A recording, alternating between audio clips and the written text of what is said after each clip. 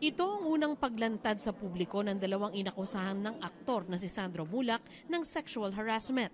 Si Richard Cruz, the scriptwriter at creative consultant, at si Jojo Nones, dating consultant at ngayon direktor, mga independent contractors ng GMA Entertainment Group. Sa harap ng Senate Committee on Public Information and Mass Media, itinanggi nila ang akusasyong minolestya ang anak ng veteranong aktor na si Nino Mulak. Hindi po kami gumawa ng kahit anong sexual harassment or abuse laban kay Sandro Mulak. Sa pagkakataong ito, sa harap ng iyong lahat, mariing tinatanggi po namin ang lahat ng mapanirang akusasyon na ito laban sa amin. Kay Sandro, wala kaming ginawang masama sa iyo at alam mo yan sa puso mo. Hindi pa huli ang lahat na magsabi ng totoo. Dagdag ng dalawa, sa tinagal-dagal namin sa industriya, wala po kahit na isang reklamo, sexual man or anuman, ang nag-file sa amin. Kaya hindi po namin sisirain ang iniingatan naming pangalan at karera at reputasyon para makapag-abuso o harass ng isang tao. Lalo na po na alam namin na anak ng sikat na artista at maimpluwensyang pamilya.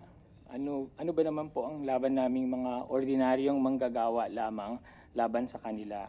Hindi naman po namin itinatangging bakla kami. Sa katunayan, ang pagiging bakla namin ang isa sa mga dahilan kaya kami naging creative, artistic at nagkaroon ng skills na kailangan sa industriya. Buong buhay namin, ginamit namin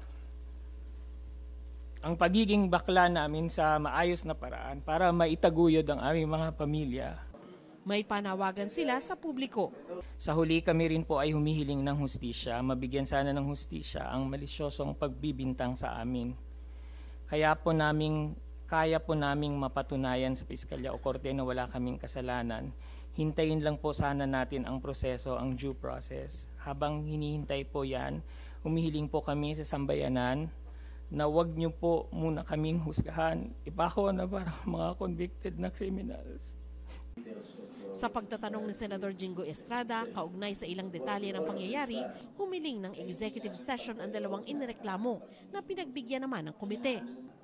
Matapos ang executive session, kung saan confidential ang mga pinag-usapan, itong sinabi ng ilang senador.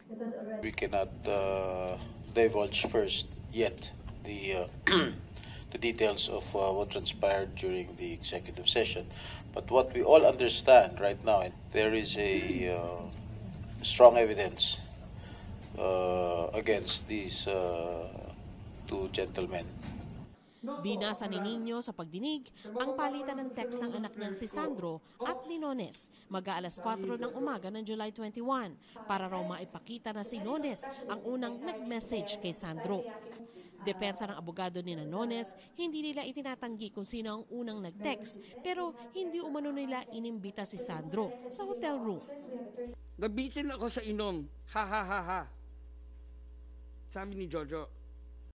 Tapos sumagot si Sandro lang, ako nga din po eh. Tapos sumagot ulit si Jojo. Yes, soon, ikakas kita. Magdidirect ako now. Sabi ni Jojo. Wow, sir. Looking forward to that too.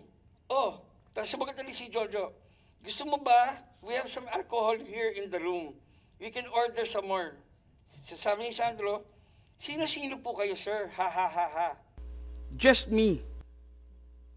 And then, matagal na yun, hindi nag-reply si Sandro. Siyempre, yung bata, nakita niyang siya na mag-isa, hindi niya sumagot. Takot, di ba? Okay, so, after a while, siguro, nung na-realize na hindi na sumasagot, ha ha ha, just kidding. Kasama ko the drama peeps. But we're wrapping up in a bit. Andiyan pa ba kayo, sir? Baka po pwede dumaan saglit. Sure, may kasama ka? No po, ako lang. Kabababa ko lang. Sabi pa ni Nino, sa naunang paghaharap nila nina Cruz at Nones, nagsorry sa kanya ang dalawa. Umiiyak sila nung nagsorry sila. They were crying, both of them. And they even offered to donate a certain amount to a charitable institution of my choice. Ang sagot ko po sa kanila, Ako, tao lang ako. Diyos nga marunong magpatawad. Kaya ko kayong patawarin. Pero kailangan pagbayaran niyo yung ginawa niyo. Ang context po kasi yung parang, sorry, pero wala po kaming ginawang masama sa anak niyo. Sa susunod na pagdinig, kakausapin din ni Nino ang kanyang anak kung maaari itong magbigay ng pahayag sa Senado kahit sa pamamagitan ng video conferencing. Sandra Aguinaldo, nagbabalita para sa GMA Integrated News.